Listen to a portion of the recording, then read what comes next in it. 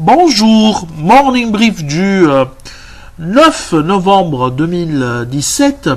Une journée décidément calme sur les marchés maghrébins, marché actions maghrébins. Pour le moment, les tensions qui existent en Arabie Saoudite et dans les pays du Golfe n'ont pas encore saisi les marchés actions maghrébins.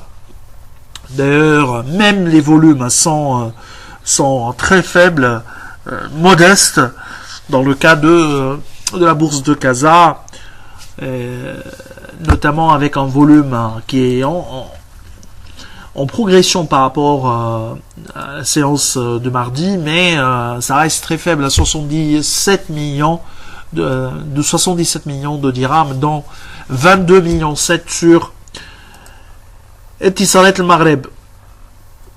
Alors, l'indice Mazi a perdu 0,14% à 6,40% depuis le 1er janvier 2017. Principale variation des titres marocains couverts par Alpha Mena a signalé surtout la baisse d'aluminium du Maroc de 5,93%, des brasseries du Maroc de 4,68% et un recul de 4,39% pour Holmes.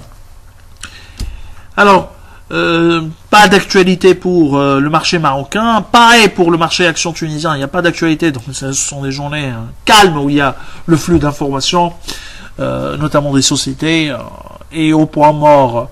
Donc, le marché action tunisien avec un tune index qui a pris 0,41% à plus 12,34% grâce à la progression de 0,53% des bancaires qui affiche une variation de 17 depuis le 1er janvier 2017 de 17,29%. Donc les banques surperforment le tune index.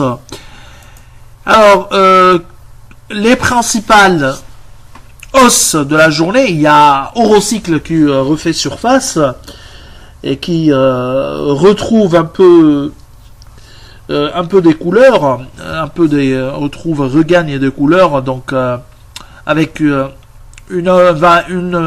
gain de 4,11% à 30 dinars 350, Gifilter 3,97 et Cartas Cement plus 3,01%, Servicom moins 4,49%, qui a perdu 4,49% avec des indicateurs d'activité désastreux.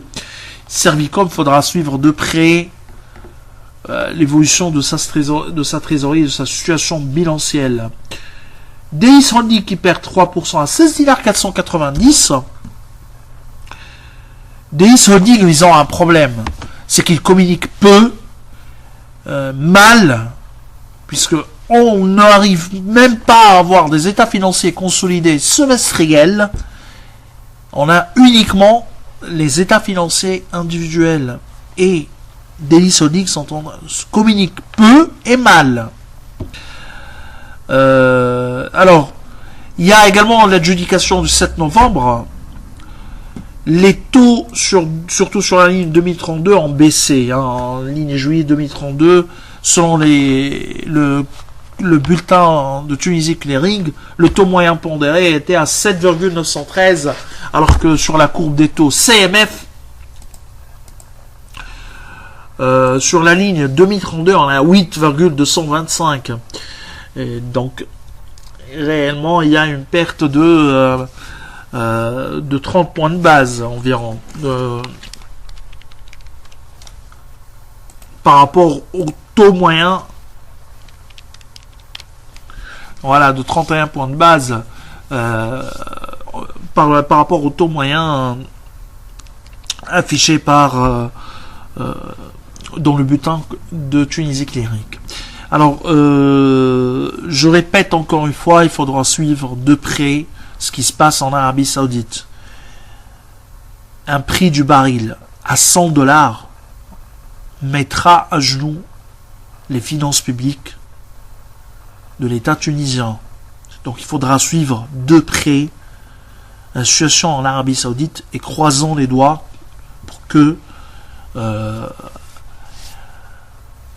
le bras ne ne retouchera pas ces niveaux de prix. Même à 64, l'État tunisien, le budget de l'État tunisien, on pâtira et ça sera très coûteux pour le contribuable. Alors je vous souhaite une excellente journée. Au revoir, à demain.